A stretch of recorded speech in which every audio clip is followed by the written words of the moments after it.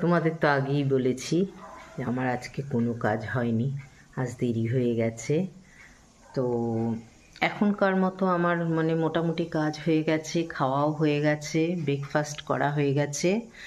তো আমি এখন কী করছি, আজকে রান্নাটাও অর্ধেক করাই আছে, আর একটুখানি রান্না আমাকে করতে হবে, বুঝেছো? সেটা কী রান্না দেখে নাও। বসে গেছি সবজি কাটতে, মোচা সেদ্ধ করলাম, মোচা সেদ্ধ করে রেখে দেবো, বুঝেছো? আজকে আর করবো না, অনেক রান্না আজকে আছে। আর আমরা কেউ এত খেতেও পারি না, এক গাদা গাদা রান্না করি, রান্না করে কেউ খাওয়ার নেই।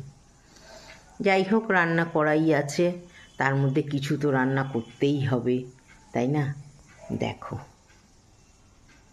দেখো, বেতো শাকের জন্য কাটলাম, আর এখানে নাতনির জন্য আলু সেদ্ধ কাটছি, আর এখানে ডালের বড়া করব বলে পেঁয়াজ কেটে রেখেছি, পেঁয়াজ নিয়েছি, বুঝেছো?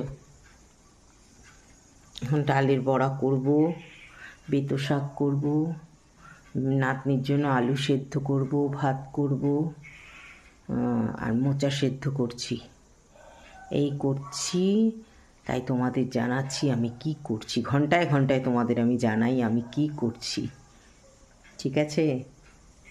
আর কি বলবো, এখনকার মতো রাখি, কাজে ব্যস্ত, খুবই কাজ করছি এখন, তার মধ্যে টেনশান মাথার মধ্যে ঘুরছে, নাতনিটা কি পরীক্ষা দিচ্ছে।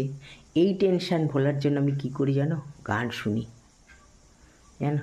কিশোর কুমারের গান নিয়ে বসে আছি, দেখো মোবাইল হাতে নিয়ে আমি গান শুনছি, ঠিক আছে? মোবাইলে গান শুনি, সারাক্ষণ আমি গান নিয়েই থাকি, সর্বক্ষণ। তার মধ্যে কি বলো তো, একটা আনন্দও আছে, কালকে আমার বাড়িতে আমার বান্ধবীরা সব আসবে, এই আনন্দটা আমার মধ্যে খুব হচ্ছে।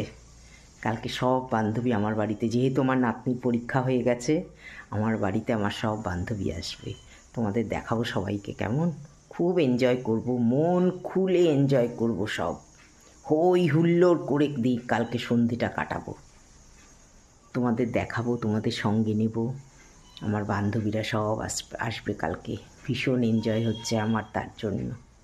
তবে আর কি, তোমাদের তো না বলে আমি থাকতে পারি না, তাই তোমাদের কাছে আমি সব শেয়ার করি। টাটা, পরের ব্লগে আবার আসছি।